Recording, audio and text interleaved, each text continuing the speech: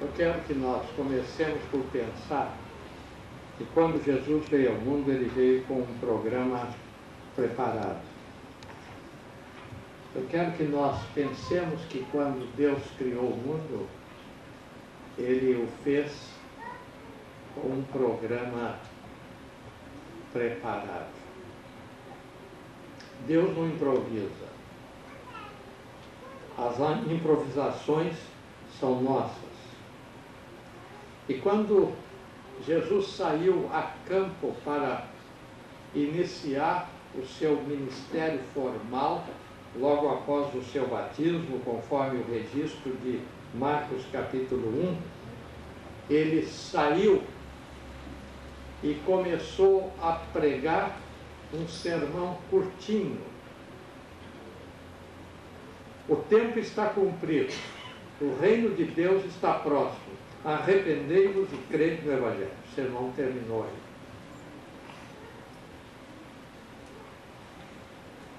Que coisa maravilhosa. Duas coisas apenas no sermão, dois fundamentos, duas vigas mestras. Arrependei-vos e crede no Evangelho.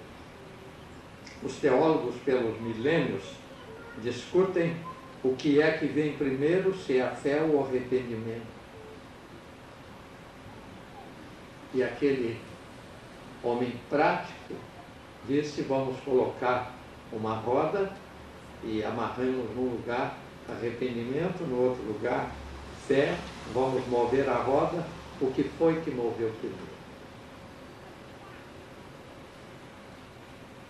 É interessante que mais tarde o evangelista Lucas registra um incidente quando alguns foram mortos por ordem de Pilatos, e então houve uma perplexidade e Jesus disse: vocês estão pensando que são melhores do que esses?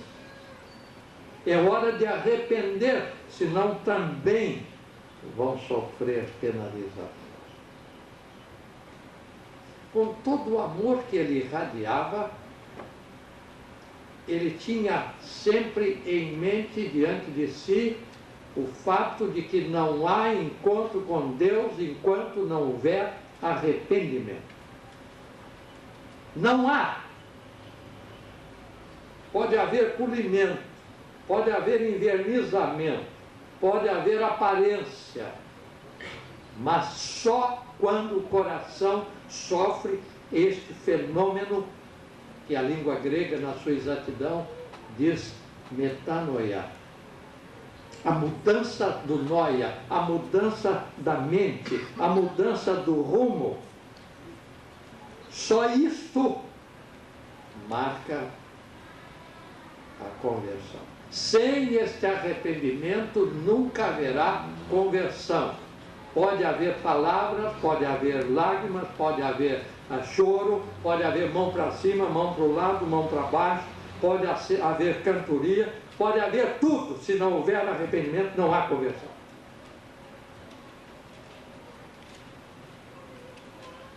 A conversão é fundamental. Eu me lembro das minhas andanças pelos campos de missões nacionais, e aquela cena ali no leprosário de Marituba, eu jamais me esquecerei, quando fui chamado para consolar um dos internos que estava num momento de enorme gravidade, e eu fui para ajudá-lo, e quando adentrei a porta daquele quarto cubículo, o homem estava todo marcado pelo sangue, com a carne realmente apodrecendo, e ele estava ali e disse: por favor, o senhor não venha, não chegue perto de mim, eu não quero contagiá-lo, eu quero apenas uma oração sua, porque eu ouvi dizer que o senhor prega o amor de Deus. E eu orei com aquele homem, e quando saía, eu pensei de mim comigo: eu vi um fenômeno extraordinário. Se eu levasse uma camisa alva e oferecesse àquele homem, ele havia de pegar aquela camisa e dizer: senhor pastor, eu não estou querendo uma camisa nova. Eu estou querendo uma carne nova.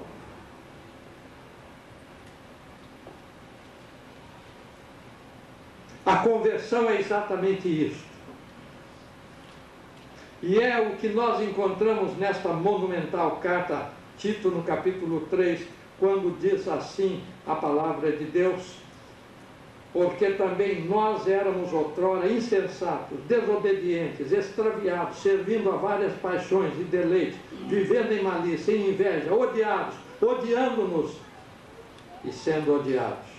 Mas quando apareceu a bondade de nosso Deus, nosso Salvador, e o seu amor para com os homens, não em virtude das obras de justiça que nós pudéssemos chegar a praticar, mas pela sua misericórdia, Ele nos salvou e nos lavou pela regeneração e pela renovação que fez de nós pelo Espírito Santo, que derramou abundantemente sobre nós por meio de Jesus Cristo, nosso Salvador. E não há outro caminho, e não há outra fórmula, e não há outro meio. A obra da conversão é uma obra do Espírito Santo, é uma obra de Deus, é uma obra de graça, é uma obra de misericórdia, é uma obra que não faz distinção, que não discrimina, que abrange todos de uma vez e para sempre.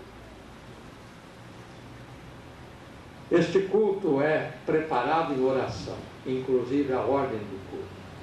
E um dos irmãos que oraram nesta noite foi vítima das drogas, foi escravo das drogas, foi separado de Deus, foi caído, levantou-se e levantou-se para ficar de pé pela graça de Deus.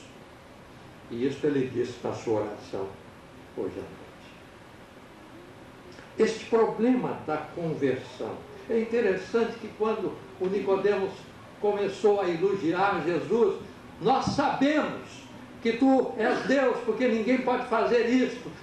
Nós sabemos, e diz o texto que aqueles que iam chegando, se unindo a Jesus, Jesus olhava um e outro, e um grupo e outro grupo, e Jesus não cria neles no que diziam, porque ele conhecia o que estava no coração. E ainda hoje ele nos conhece no que está no nosso coração, muito mais do que no que está na nossa simples aparência. Ah, que coisa maravilhosa! Jesus enfrentando um dos maiores sábios do ponto de vista social de Jerusalém, e um dos homens mais ricos de Jerusalém, que era Nicodemos, um dos líderes da classe dos fariseus. E aquele homem vem e Jesus disse: para você entrar no reino dos céus tem que acontecer uma coisa, anotem. Como é? Anotem? É, exatamente. Anotem. Anotem quer dizer duas coisas: nascer outra vez, principiar de novo, ou nascer lá de cima. Mas como é que isso vai nos bem? Você é professor, é mestre, sabe, não entende? A conversão é um fenômeno divino. E é interessante que no correr da conversa, Jesus torna a coisa em ordem plural. Ele diz: necessário vos é nascer de novo. Ele deixou de falar com o homem Nicodemos e começou a falar com o grupo dos fariseus. Necessário vos é nascer de novo. Esse fenômeno da conversão é interessante, parte de Deus. Eu gostei desse pensamento que tirei de um dos servos do Senhor que já está no céu. Eu não mantenho a minha fé, mas por causa da minha fé eu sou mantido.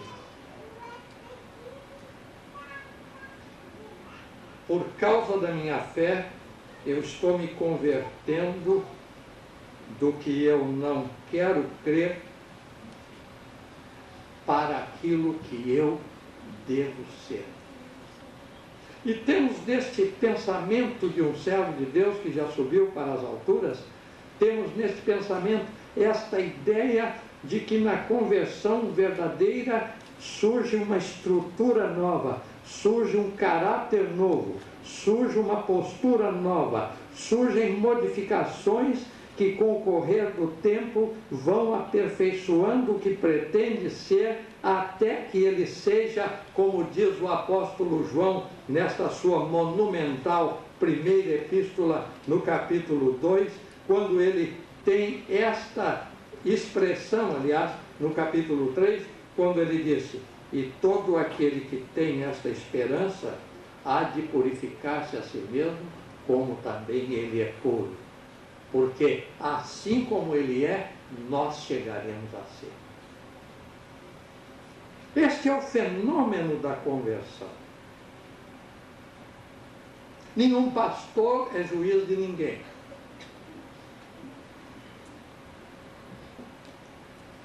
E ninguém é juiz de nenhum pastor. Mas existe uma dialética, no caso, pregada pelo próprio Cristo. Pelos seus frutos os conhecereis. E quanta coisa existe nesta estrutura, neste caráter, neste resultado do impacto de Cristo sobre a natureza humana, que vai nos transformando dia a dia de uma maneira maravilhosa. O hindu chegou perto do missionário e disse: missionário, o senhor está contando muita gente, mas eu estou vendo muito poucos que realmente estão mudando lá dentro das aldeias. E o missionário estatalou os olhos. Como é? O senhor está contando muita gente, mas eu moro lá dentro da aldeia e eu estou vendo os que estão mudando realmente lá durante a semana e durante todos os dias. Esta estrutura, este caráter vem naturalmente à proporção que a identificação se forma entre aquele que é salvo com aquele que o salvou. É interessante que nós não podemos esperar que todos tenham uma conversão como Paulo apóstolo, mas nós podemos ler no capítulo 9 de Atos e ver que diz: aquele que matava, como é que ele não está matando mais? Aquele que perseguia parou de perseguir. O que é que houve com ele? Era a perplexidade daqueles que eram circunstantes e que sentiam e viam objetivamente a mudança extraordinária na vida de Paulo. Este fenômeno da conversão depende de uma atitude sincera do homem que reconhece que é pecador, que não pode salvar-se a si mesmo, que não tem meio de se consertar, mas que se entrega a Deus incondicionalmente, esperando de Deus esse conserto, esta mudança e esta feitura. É por isso que Paulo, na sua carta aos Efésios, diz: aquele que furtava, pare de furtar. Aquele que mentia, pare de mentir. É claro, nessa parte prática da carta aos Efésios, para dar o texto certo, capítulos 4, 5 e 6. Se nós abríssemos espaço aqui para ouvir conversões notáveis, como nós haveríamos de nos regozijar. Mas eu quero selecionar algumas. A primeira, daquele milionário, homem riquíssimo, na cidade de Nova York, que foi assistir a um encontro numa das igrejas e pregou um pastor que estava pronto para sair da reunião e tomar o metropolitano de Nova York para ir à sua casa. E quando aquele multimilionário viu que o homem ia saindo na direção do metrô, ele disse: o senhor vai para casa de metrô? Sim, eu estou saindo para o metrô. Não, o senhor vai comigo no meu carro. E o pastor disse: como não? Eu posso ir no seu carro. Saíram naquele tráfego congestionado de Nova York, e o homem dirigindo disse: eu tenho que dirigir com cuidado, mas eu queria que o senhor me desse uma resposta simples. Como é que o senhor pode irradiar tamanha confiança no que diz e tamanha paz exterior que eu não entendo? O senhor que ia tomar o metrô, o senhor que nem um carro tinha para se locomover, e o senhor me impressionou pela paz que eu senti no seu semblante e pela convicção que eu tive de que o senhor era convicto do que dizia. Como é que se consegue isso? Disse o homem. E o pregador disse: comigo aconteceu o seguinte: eu me entreguei a Deus, e o resto ele fez. Que coisa admirável! Eu me entreguei a Deus,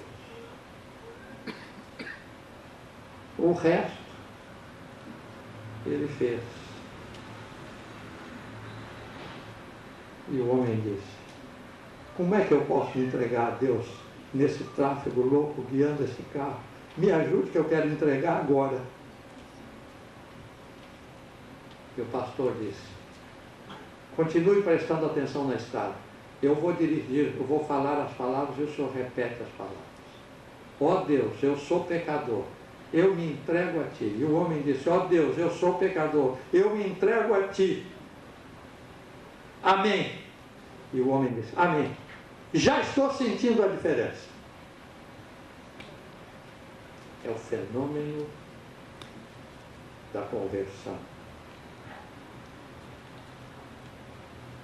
Stanley Jones contou uma história de uma das suas viagens na Índia. E ele disse que aqueles vagões da Índia são muito congestionados e muito precariamente conservados. Mas aqueles trens da Índia andam superlotados. E aquele dia não era exceção.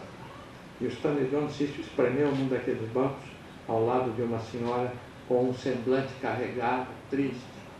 E ele arriscou fazer o que alguns de nós fazemos, tomou um folhetinho e colocou na mão daquela senhora. E ela disse: o senhor é desta nova fé? Ele disse: eu prego a salvação em Jesus Cristo. Como é? Eu prego que Jesus Cristo veio buscar e salvar os perdidos. Como é? Eu creio que Jesus Cristo veio, viveu entre nós, foi crucificado e ao terceiro dia ressuscitou. Como é? Eu creio que Jesus Cristo ressuscitou e agora intercede por todo aquele que quer crer e quer ser salvo. E quem é que pode fazer isso? Disse a mulher. E Stanley Jones disse: eu fiz e a senhora pode fazer. A mulher abriu a bolsa, tirou um vidro de bebida alcoólica, que é muito comum naquela parte do mundo, tirou uma cigarreira dourada, tirou um pacote de pílulas tranquilizantes e disse: o senhor garante que se eu aceitar esse Jesus eu não preciso mais disso? O Stanley Jones disse: só não lhe digo para julgar pela janela, porque pode atingir a cabeça de alguém, mas a senhora não vai nunca mais precisar disso. Ela disse: então o senhor guarde esta cigarreira dourada, porque é peça cara, o senhor venda e dê para a sua igreja. E eu quero que o senhor me ajude realmente a aceitar esse Jesus que o senhor diz que veio, viveu entre os homens pecadores, morreu pelos pecadores, foi ressuscitado e agora salva qualquer um que pede. E dentro do trem ela confessou a Jesus Cristo. Este poder maravilhoso. Nós temos que crer que esta conversão, ela se iniciou em Deus, ela é elaborada por Deus. E Pedro apóstolo tem esta palavra que eu não posso deixar de passar aos irmãos, porque ele diz aqui de uma maneira maravilhosa: vós sois a geração eleita, os crentes. vós sois o sacerdócio real, vós sois a nação santa, o povo adquirido, para que vos torneis anunciantes das grandezas daquele que vos chamou das trevas para a sua maravilhosa luz. Vós que outrora nem erais povo, agora sois parte da família de Deus. É a conversão. É o fenômeno daquilo que Deus faz por nós. Certa senhora assistia muito aos cultos e nunca conseguiu ter uma vitória, porque ela dizia que cria em Deus, mas o seu marido não cria, e o seu marido bebia e bebia e bebia, e não lhe dava paz e não dava paz aos filhos. Mas um dia ela estava numa reunião de oração tão maravilhosa quanto essa reunião que os intercessores tiveram aqui hoje de manhã, e ela ouviu uma oração de alguém que diz assim: ó Deus, eu só tenho a ti mesmo. E a senhora estava do lado, ela disse: esta mulher tem Deus. E a mulher continuou orando: eu só tenho a ti mesmo, e entendo a ti, eu tenho todas as vitórias que eu preciso. E aquela mulher disse: então o que está me faltando é eu ter realmente a Deus no meu coração. E ali naquela reunião ela diz: ó Deus, eu quero te ter no meu coração. Poucos meses se passaram e o marido se converteu. Quando para ela, até então, aquilo era impossível. Eu tenho Deus, e se eu tenho Deus, eu tenho tudo que eu preciso. É o que Jesus veio fazer. Ele veio nos dar esta entrada à presença de Deus. Ele veio nos revelar o amor de Deus. Ele veio dizer que Ele está pronto a salvar qualquer um, drogado, bêbado, mentiroso, falso, qualquer um que se entregar a Jesus. Ele está disposto a salvar.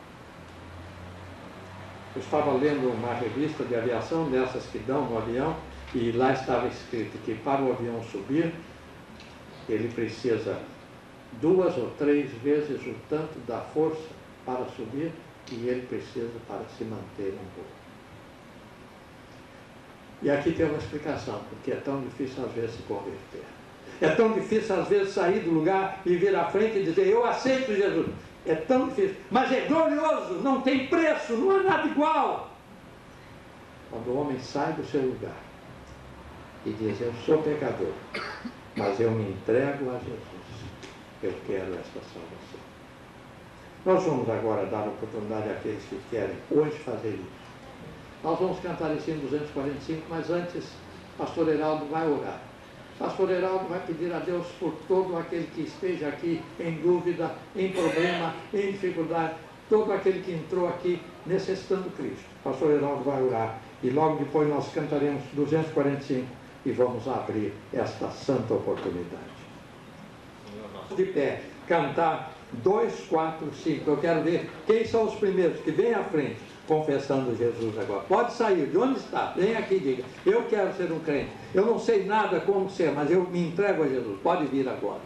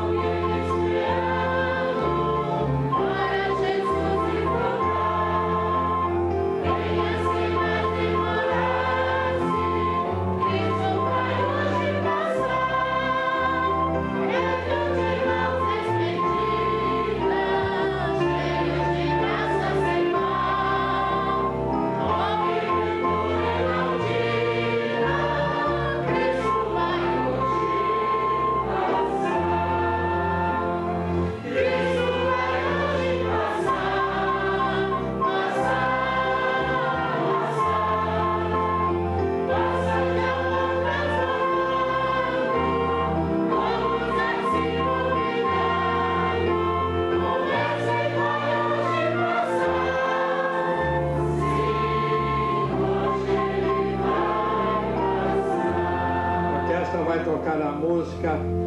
Venha aqui agora. Você não é crente ainda, você não entende muito, mas nesta hora é só se entregar a Jesus. Ele é que vai se incumbir de ajudá-lo. É difícil, como eu disse, o avião para decolar precisa 3 vezes mais força do que depois que decolar. É difícil sair do lugar, mas se você quer que Cristo Jesus mude a sua vida, enche o seu coração, saia de onde está, vem aqui agora. Nós vamos cantar a segunda estrofe. Pode sair, vem aqui agora. Ainda alguém duvidando do seu poder de salvar, venha, pois, experimentá-lo. Cristo vai hoje passar. Sai agora, vem aqui. Eu quero Jesus comigo. Pode vir enquanto cantamos esta estrofe.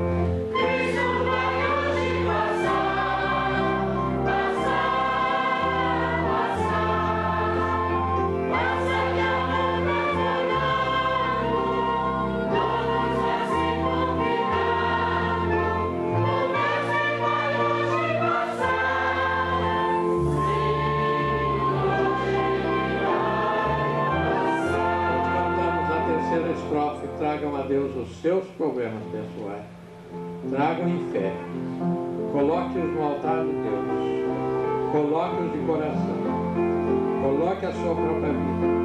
Nós cantamos a terceira e última estrofe.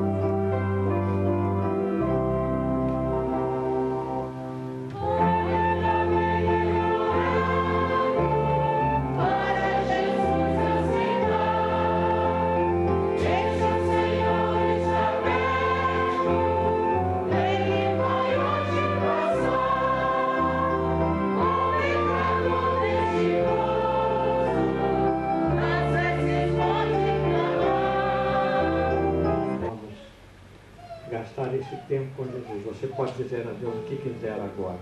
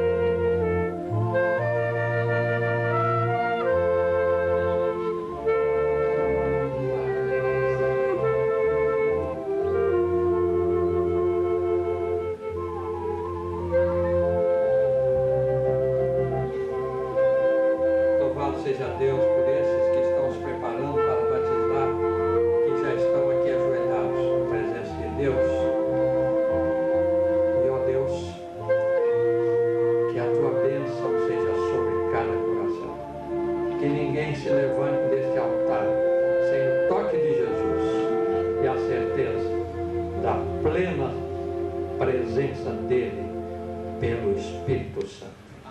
Ó Deus, preserva-nos do mal nesta semana e dá que ao sairmos daqui sejamos guardados por Ti. Nós vamos tomar assento, a orquestra vai tocar, finda-se este dia. Eu peço que esperem o final da segunda estrofe antes de sairmos deste lugar abençoado. Terça-feira, a nossa sessão, a